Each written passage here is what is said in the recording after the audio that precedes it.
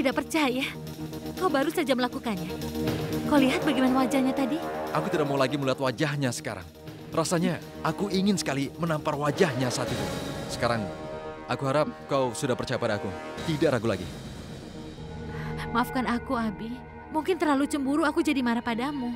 Tolong maafkan aku ya. Tidak apa-apa. Jangan pernah berpikir seperti itu. Oke. Bagaimana aku akan menghabiskan waktu dengan dia? Aku bahkan cuma beberapa menit saja sudah tidak tahan dengannya. Apalagi kalau nanti aku pergi 4 hari bersamanya. Menakutkan. Aku tidak tahu. Aku harap ini tidak melibatkan aku. Oh, aku terlibat ya. Semua baik-baik saja. Aku suka hadiah yang kau kirimkan pada kami. Bagaimana dengan Abi? Dia juga menikmati berada bersama keluargamu. Katanya dia suka pada neneknya Pragya. Sekarang Abi jadi penggemar beliau. Kau terlalu baik. Kau berlebihan memuji kami. Tidak, itu benar. Aku harus meyakinkan nenek. Aku harus meminta beliau membatalkan perjalanan bulan madu ini. Pragya ada?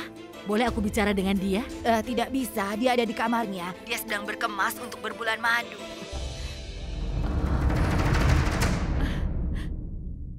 Ini kabar bagus. Mereka akan pergi berdua kemana-mana. Mereka mau pergi kemana? Aku ingin mengirim mereka ke Swiss. Tapi Abi banyak pekerjaan. Jadinya mereka akan ke Simla untuk beberapa hari. Nanti kalau Abi sudah punya banyak waktu, mereka akan ke Swiss juga. Kapan mereka akan pergi? Kalau tidak keberatan, aku ingin bertemu Pragya sebelum mereka pergi ke sana untuk bulan madu. Mereka akan pergi besok, jam 10 pagi. Baiklah, aku akan segera ke sana menemuinya. Tutup dulu teleponnya ya, aku akan ke sana. Salam, terima kasih. Wah, Nenek, Pragya sangat beruntung sekali. Dia akan pergi ke Swiss. Lupakan tentang Swiss. Abi juga akan mengajaknya tur keliling dunia. Abi dan kakak akan berbulan madu. Bagaimana Abi akan memperlakukannya? Aku sangat mencemaskan kakak. Ya ampun, Pragya, ayo masuk. Aku baru saja bicara dengan keluargamu. Ibumu menelpon. Aku sudah memberitahu kalau kau akan bulan madu. Dan ibumu sangat bahagia mendengarnya. Ada apa sayang? Kau kelihatan sedih. Tidak ada apa-apa, Nek. Aku hanya sedikit pusing saja. Kalau kau merasa pusing, biar aku pijat kepalamu ya. Kau mau kan? Tidak usah, Nek. Tidak apa-apa. Nanti juga aku akan baik. Aku selalu memijat kepala Abi setiap dia pusing. Dan itu manjur. Kalau aku memijat kepala Abi, kenapa tidak boleh denganmu? Aku jadi ingat. Bitu. Iya, Bu. Tolong bantu aku ya, bersihkan kamar Abi. Dan semua hadiah yang kita terima, simpan juga di kamar Abi, tapi yang rapi. Baik. Nah, ayo, aku pijat kepalamu. Apa makan malam sudah siap? Hidangkan segera. Rats, apa yang kau lakukan? Kenapa kau bekerja di meja makan? Hentikan. Aku tahu semua punya jam kerja yang berbeda. Dan juga kalian punya waktu untuk bepergian. Jadi kita tidak bisa makan bersama di meja makan. Itulah sebabnya hari ini aku meminta semua orang untuk makan malam bersama malam ini. Ibu sudah melakukan hal yang benar. Sebuah keluarga harus makan bersama dan tertawa bersama, selalu bersama, walau apapun keadaannya, benar? Akan kuambilkan makanan. Tidak sayang, duduklah. Makanan akan disajikan. Dia membuat kami kerja keras. Kenapa nenek memintanya duduk? Wah, makanan sudah datang. Aromanya lezat sekali. Mari kita makan. Tunggu semuanya. Biarkan Pragya makan lebih dulu. Cobalah, ini enak sekali. Kenapa kau menyuruhnya? Dia sudah tahu. Dia yang memasak makanan hari ini.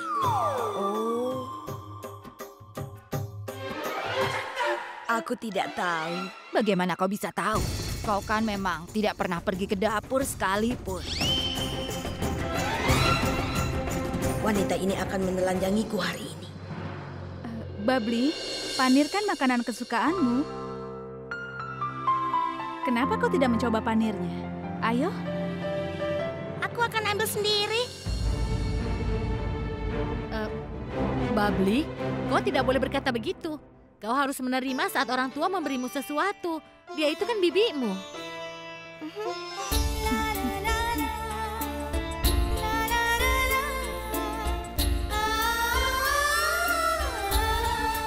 Wah, hebat sekali, semuanya berkumpul.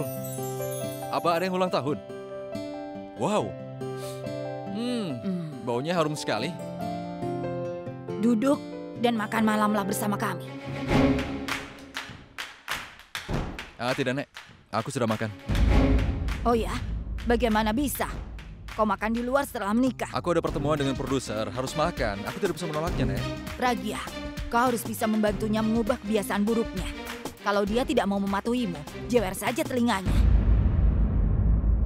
Dia ingin menjewer telingaku?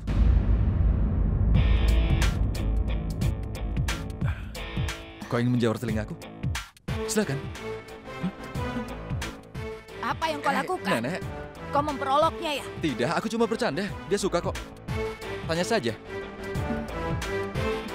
Kau suka kan? Sekarang diam dan ayo makan malam. Aku akan kembali. Halo? Aku akan ambilkan air. Dia sangat beruntung dan kita semua sial. Kita harus menuruti wanita malang itu. Kau benar sekali, Ibu. Aku ingin tahu mantra apa yang dia berikan pada nenek. Dia kan selalu dipuji nenek, Bu. Dia baru di sini. Biarkan dia membiasakan diri. Lalu nanti kita balas dia.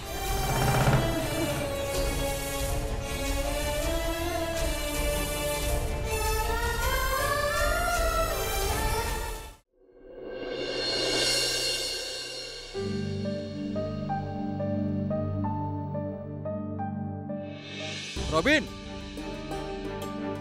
Robin! Bar mininya di mana? Nenek yang mengubahnya. Ya ampun, kenapa sih sekarang nenek mengubah banyak hal? Dia...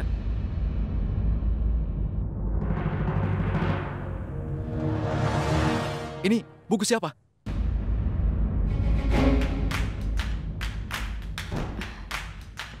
Nenek menggunakannya sebagai angkat beban? Padahal tubuh nenek kan tidak kuat. Ini bukan untuk melatih otot, tapi untuk melatih pikiran. Untuk apa? Kau juga tidak bagus di bidang itu. Kenapa? Aku memakai trik untuk menjebakmu. Kau masih meragukan kemampuanku.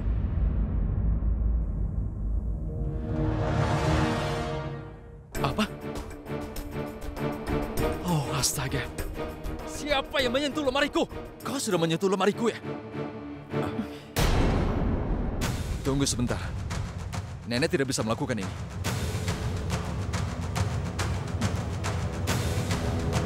Aku yang meletakkannya. Siapa yang menyuruhnya? Aku tidak perlu izin untuk meletakkan patung dewa di sini. Kamar ini adalah kamar milikku.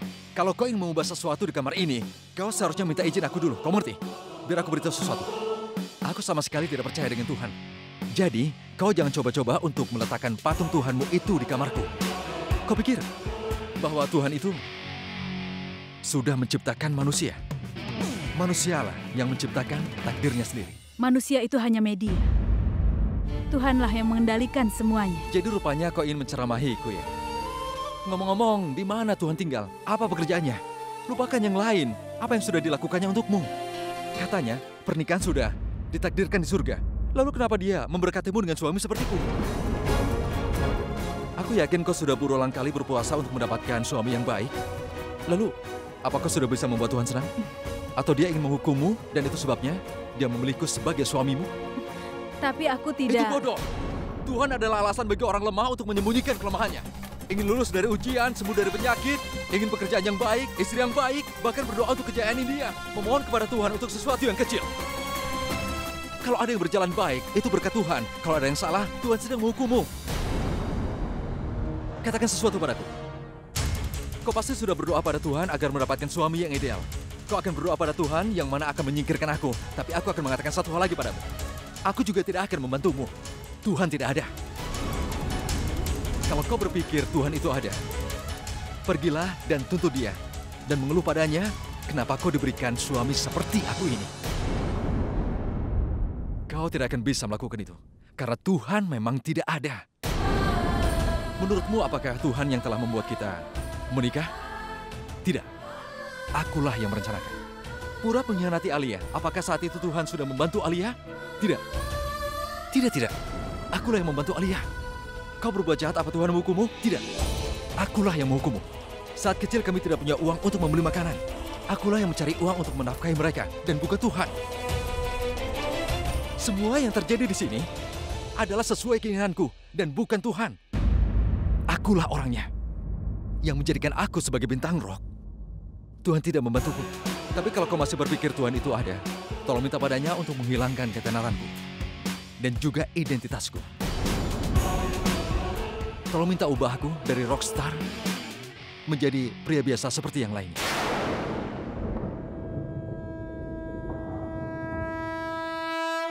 Tidak baik terlalu sombong. Jika bukan Tuhan yang menuliskan takdirmu, maka hidupmu baik ataupun buruk, pada akhirnya akan berubah.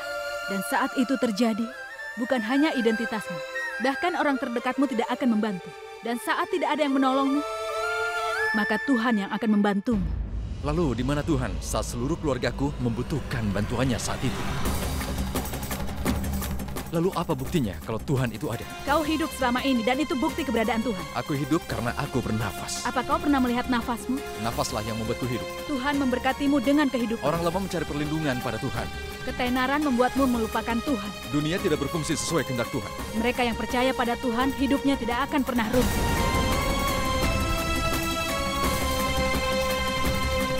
Dia pasti mencuri hati nenek dengan perbincangan agamanya. Oh, astaga! Kamarku.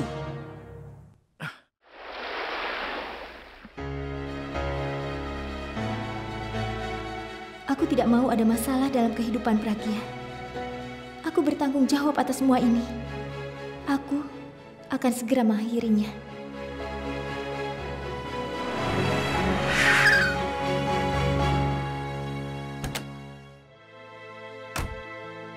Bulbul, aku senang kau datang menemuiku. Kau tidak tahu apa yang kualami belakangan ini. Bulbul, aku datang untuk meluruskan kebingunganmu. Ini pasti karena hari itu kau melihatku bersama dengan Alia. Dia itu adiknya Abi. Aku bertunangan dengan Alia, tapi itu hanyalah formalitas saja. Aku setuju demi persahabatanku dengan Abi. Tapi aku tidak pernah mencintai Alia. Aku tidak mencintainya. Percayalah padaku.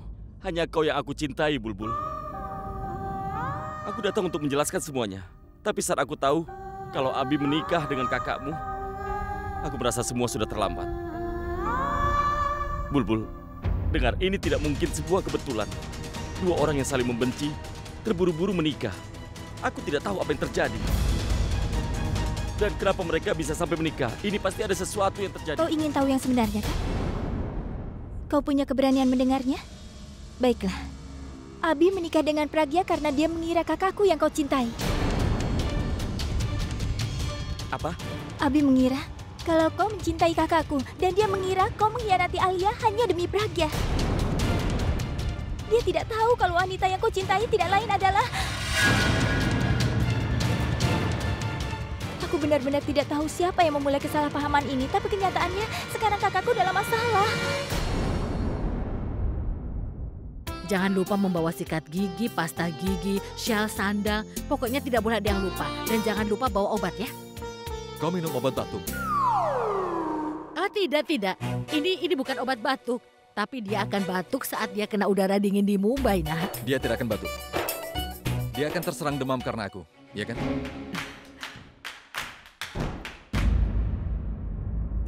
Kenapa kau merasa cemas? Apakah kau pikir aku akan membiarkannya ada yang tertinggal? Aku memintanya mengemas barangnya di depanku. Aku tidak akan pernah merasa cemas, Nek. Aku percaya ini pertama kalinya dia pergi jauh dari kami. Dia belum pernah bepergian naik pesawat sebelumnya. Aku cemas karena dia terbang untuk pertama kalinya. Sayang, kalau kau merasa takut, kau boleh memanggil salah satu pramugari untuk menemanimu. Dan kau juga. Jaga Pragya dengan baik ya. Tenanglah, Nenek. Aku bersamanya. Kenapa cemas, Nek? Kalau dia takut, akan aku lempar dari pesawat. Bukankah di pesawat akan ada parasut? Maksudku, aku sudah tahu hal itu. Parasut selalu tersimpan di pesawat.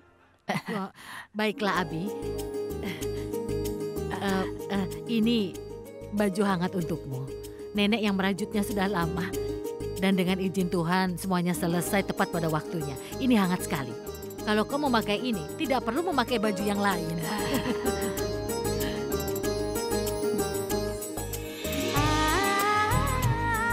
Terima kasih, Bu. Sebaiknya kita pergi sekarang. Kalau kita ketinggalan pesawat, akan ada mimpi yang hancur. Iya kan? Aku akan pergi. Robin. Ini, masukkan semuanya ke mobil.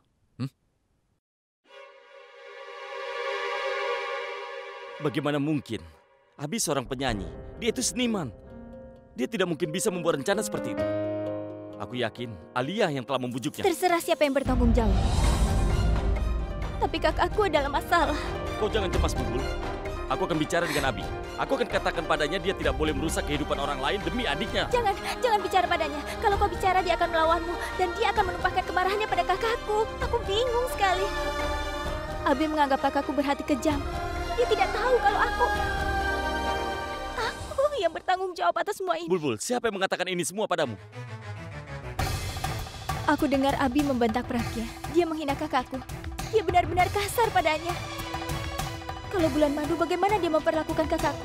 Bulbul, kau jangan cemas. Aku akan mencari jalan keluarnya. Hanya satu jalan keluarnya. Katakan apa jalan keluarnya. Akan kulakukan apapun yang kau minta. Aku hanya ingin melihatnya bahagia. Katakan, Bulbul. Katakan padaku. Nikahi Alia.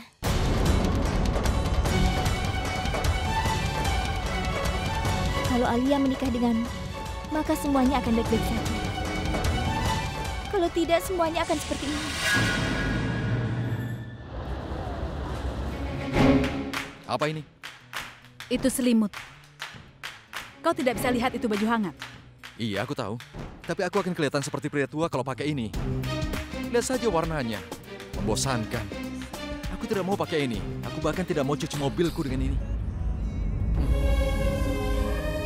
Baju hangat itu harus lembut.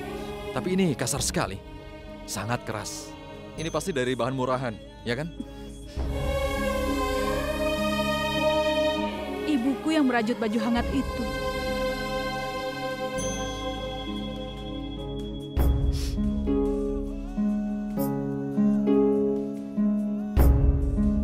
Sekarang mulai lagi deh, mulai menangis lagi.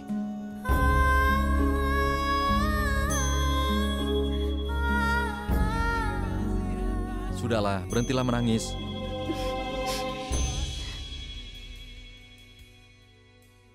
Badur, keraskan volumenya.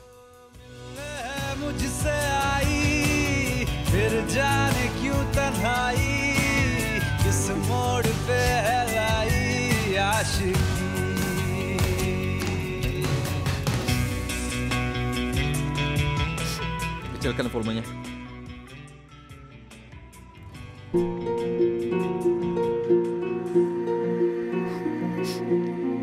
Kalau kau mengira aku akan minta maaf padamu, kau sudah keliru. Jadi berhentilah menangis. Aku tidak tahu ibumu yang sudah merajutnya. Aku pikir justru kau yang merajutnya, jadi...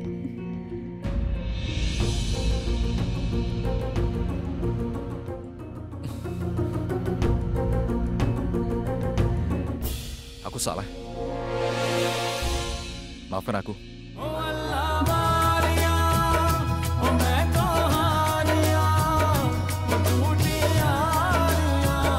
Kau senang?